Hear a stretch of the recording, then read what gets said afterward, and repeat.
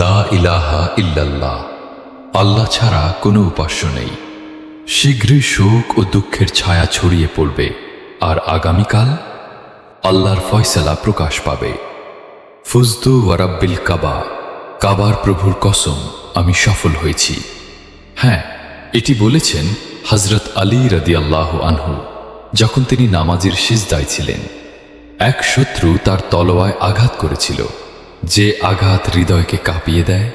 সেই মুহূর্তে তিনি শান্ত থাকলেন, ঈমানের শক্তি দিয়ে বললেন, তাহাদ্দামাত ওয়াল্লাহি আরকানুল হুদা, আল্লাহর কসম, হিদায়াতের স্তম্ভ ভেঙে পড়েছে। ওয়ানফাসামাতুল উরওয়াতুল উসাকবা, আর সেই দৃঢ় বন্ধন ছিন্ন হয়ে গেছে। তাদের আঘাত তাকে শেষ নিঃশ্বাসের দিকে নিয়ে গেল। কিন্তু হযরত আলী রাদিয়াল্লাহু আনহু জানতেন, সত্যের পথে মৃত্যু ও সাফল্য। আজ আমরা তার সাহস, ধৈর্য এবং ঈমানের দৃঢ়তা স্মরণ করি। যে ব্যক্তি আল্লাহর পথে জীবন দিয়েছেন, তিনি সত্যিই ফজিলত ও মর্যাদায় সফল হয়েছেন। লা ইলাহা ইল্লাল্লাহ, আল্লাহ ছাড়া কোনো উপাস্য নেই।